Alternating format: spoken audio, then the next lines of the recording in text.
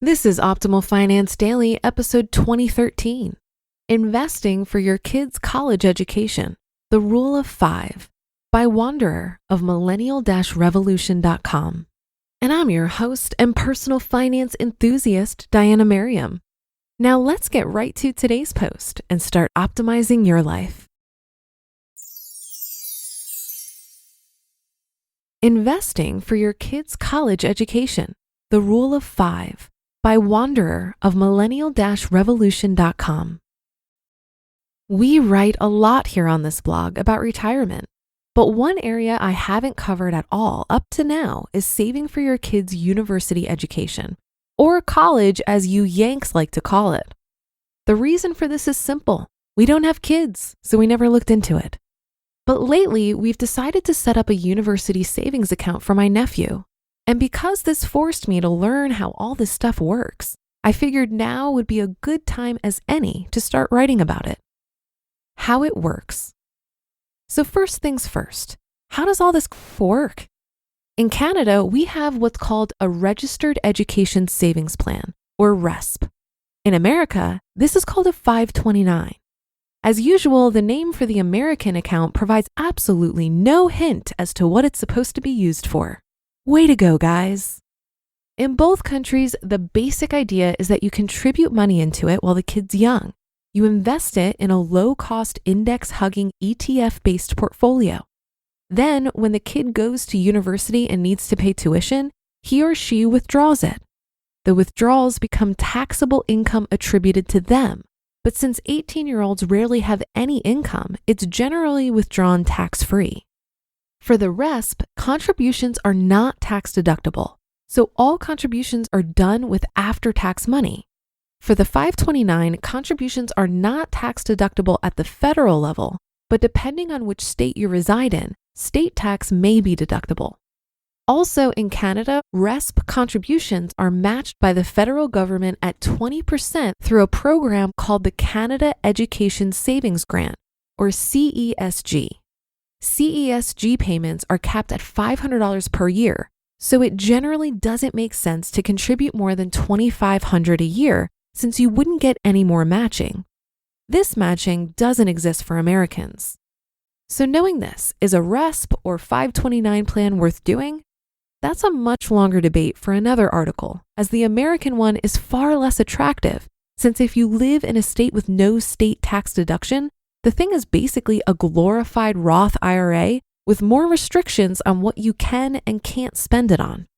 But for the Canadian RESP, the answer is generally yes. By putting money into the RESP, you're getting an automatic 20% ROI right off the bat. What other investment can you make a guaranteed 20% return on? The Rule of Five. Okay, so now that we've covered the basic of RESPs and 529s, let's discuss what we should do with the money once it's in the account. Generally, when people ask me which portfolio they should build in their 401k or a Roth IRA, I tell them to treat all of their investment accounts, including 401k, RRSPs, Roth IRAs, TFSAs, as one giant portfolio. Design your portfolio according to your individual risk tolerance and investment timeline. Then figure out which ETF should go into which accounts for maximum tax efficiency. The RESP or 529 is different. These funds are earmarked for a very specific purpose, and more importantly, we know exactly when the first withdrawal will be needed. This means that this account actually has a different risk tolerance than your normal risk tolerance, and as a result should be managed as its own separate portfolio. Remember that the most important factor in determining a portfolio's equity or fixed income allocation is your investment timeline. If you don't need the money for a while, say 15 plus years, you should generally have a higher equity allocation. If you're closer to retirement and will need to start withdrawing soon, you should have a higher fixed income allocation to smooth out the volatility. And RESP or 529 accounts actually have a really well-defined withdrawal schedule. You don't need to make any withdrawals and are generally not allowed to without paying some kind of penalty until the kid turns 18, the normal age for graduating high school. Then you need to withdraw the money rapidly as cash over the next 4 to 5 years assuming this money is used to pay for an undergrad degree. This knowledge means that we can create a really simple formula to determine your RESP or 529 portfolio's asset allocation. I call it the rule of 5. Here's how it works. Take the kid's age, multiply that number by 5. That's how much fixed income your portfolio should have. What this will do is cause this portfolio to be 100% equity at the beginning. Yes, this sucker is going to be volatile, but remember that S&P 500 has never lost money in investment periods over 15 years, with a median return of 11%. So if you know for certain that your investment timeframe is more than 15 years, you want to cowboy it up. Then as the kid gets older, 5% gets rebalanced every year from the equity side to the fixed income side. This will gradually make the portfolio more and more conservative over time as the withdrawal period gets closer. When the kid turns 18, their portfolio will be 10% equity, 90% fixed income, which is extremely conservative as they start their withdrawals. Then when the kid turns 20, halfway through their degree, their portfolio will be 100% fixed income. After that, they just sell off their bond ETFs as they need money, withdraw it, and then melt the portfolio down. Generally, I'm planning on using the same ETFs that I used for our investment workshop. The fixed income portion will be covered using the bond index ETF VAB, and the equity portion will generally be split evenly among the Canadian, American, and international stock market indexes using VCN, VUN, and XEF. Every year, as more cash gets deposited into the account, we're planning on using this rule of 5 to calculate our new target portfolio, and we'll simply rebalance it until it's on target again. At first, we'll probably be able to do this by just redirecting our cash buys, but later on, we'll probably have to sell ETFs from the equity side and put it towards the fixed income side, which is fine since investment income, including capital gains, are tax-free in this account. So I can do whatever transactions I want, and I'll never have to worry about incurring a taxable event. So there you have it. That's how we're planning on managing this RESP account.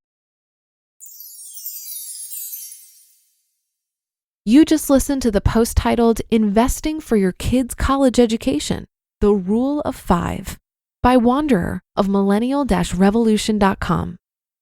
I meet a ton of people in the FIRE community that often discuss this question of saving for college for their children. I find that there are two camps: parents who feel it's their responsibility to pay for college, and parents who have no intention to pay for it. I personally feel that I benefited from paying my own way when it came to school. Now take this with a grain of salt because I got a full academic scholarship and took out loans for living expenses. But I do have a sense of pride in figuring it out for myself. And I always thought that if I did have kids, I would want them to have a similar experience. I remember being annoyed in school by the kids who didn't value their parents covering the cost of their education. Perhaps if they had to cover it themselves, they wouldn't change majors 5 times, or they would put that degree to work in a higher paying field versus staying at their restaurant job. I know I'm oversimplifying, and as someone who graduated college in 2009, I recognize how hard it is to get an entry-level position in a tough economy. It can be argued that the cost of higher education these days makes it impossible for young people to pay their own way. But perhaps if they had to pay for it, they'd be forced to consider the return on investment of that education. Look, if you do decide that it's important for you to pay for your child's education, I would just encourage you to first make sure that you're set on your own financial goals. If paying for college is going to risk your own retirement or put you further into debt, perhaps it needs to be considered further. Your child can take out a loan for school. You, however, cannot take out a loan for your retirement. It's great to help your offspring get a good start to their adult life, but who's to say they'll be in a financial position to help you when you're in your elder years? That should do it for another edition of Optimal Finance Daily. I'll be back tomorrow as usual, so I'll see you there on the Wednesday show, where your optimal life awaits.